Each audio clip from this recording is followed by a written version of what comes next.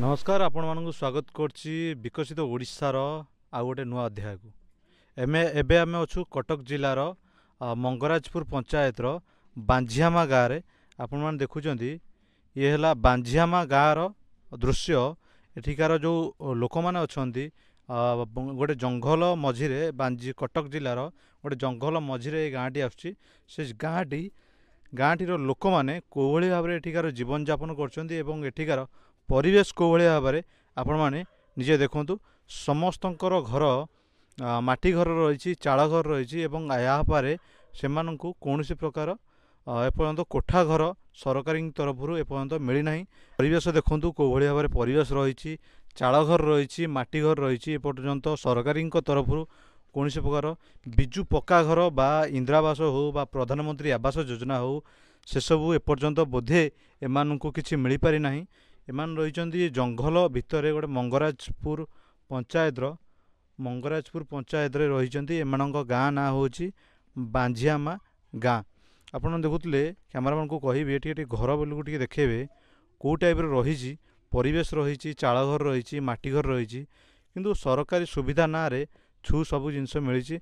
ये रास्ता टी आपण मैंने देखु रास्ता भी रही कोहलिया माटीर रास्ता रही रास्ता भी सठिक भाव में नाई।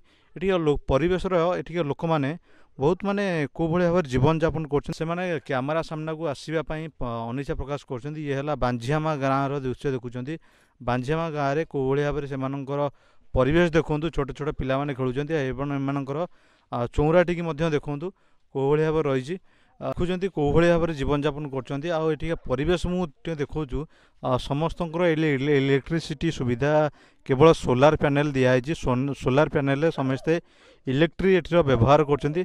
छोट छोट पिला देखूँ कौ भाव में खेलुंट ये अगणाटी को देखूँ चौरा पाख अगणाटी के सुंदर भाव रही माटी घर गाँ मझे चौरा पाख अगणाटी आई रास्ता देखूँ मौसी ये आसतु से मौसी की पचारि बुझा कौन परिवेश रही टी माने घर द्वार परिवेश कौन केमी रही। मौसी आपन को घर द्वार किसी मिलनी घर द्वार किसी आपन मिलूनी माने घर द्वारा आपन किसी मिलुछ ना मिलूनी किसी मिलूनी माने आपन को सरकारी घर मिली घर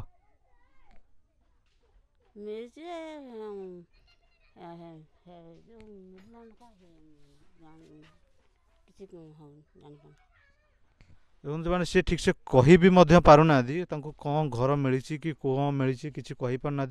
आपण मैंने गाँ टी दर्शु ये है कटक जिलार अच्छु आम बाहर कौन जिला नुह ये कटक जिलार दृश्य। कटक जिले में यही स्थिति रही देखुं लिखाई बांझियामा गाँ मंगराजपुर पंचायत बांझियामा गाँ मंगराज पंचायत दृश्य कौ भाव में लोक मैंने सब रोच एवं ताहार सरकारी सुविधा ना रे से कौन मिलूँ कौन न मिलूँ एपर्यंत आमको सठिक भाव में तथ्य मिल पारना कि समस्तंकर किंतु आम देखुचे टी समस्तंकर माटी घर रही माटी घर सहित चाल घर रही आम एपर्यंत गोटे भी हेले कोठा घर देखा पाई पारूँ।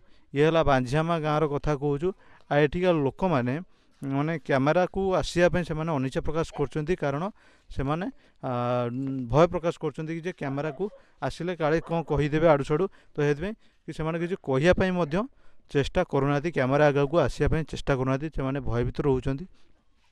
ये परिवेश टी देखूँ ये परिवेश टी देखूँ केते सुंदर परिवेश रही किंतु एमान पाखे केवल गोटे जिनसर प्रायतः मु अभाव रोचे घर आउला अन्य गोटे जिनस है शिक्षागत योग्यतार माने एमान को शिक्षानुष्ठान सठिक भाव में अच्छी किंबा नहीं ताहा एपर्यंत स्थिर ना। एठिका पिला माने एठू केते बाट जाउछन्ती शिक्षानुष्ठान शिक्षा ग्रहण करिया एवं एठिका स्वास्थ्यगत क्षेत्र में प्रशासन से कौ भाव में सुजोग प्रदान करछि कौन से साहाय्य करछि स्वास्थ्यगत क्षेत्र में परिवेश बहुत सुंदर रही किंतु शिक्षा स्वास्थ्य एवं बासगृह ए तीन टी क्षेत्र में आपण निजे देखुं बासगृहर स्थिति कौन रही शिक्षा क्षेत्र में ଶିକ୍ଷାନୁଷ୍ଠାନ ଏଠି ଗୋଟେ ବି ହେଲେ ନାହିଁ। ସେଠି ମାନେ ବହୁତ ଦୂରରୁ ଏ ଗ୍ରାମର ଆମେ ଯାହା ଶୁଣିବାକୁ ପାଇଛୁ, ଏ ଗ୍ରାମର ଜଣେ ଶିକ୍ଷିତ ଯୁବତୀ ଏଠିକାର ପିଲାମାନଙ୍କୁ ଶିକ୍ଷା ଗ୍ରହଣ କରାଉଛନ୍ତି, ଶିକ୍ଷା ପ୍ରଦାନ କରୁଛନ୍ତି ଏବଂ ସେଇ ଛୋଟ ଛୋଟ ପିଲାମାନେ ଯାହା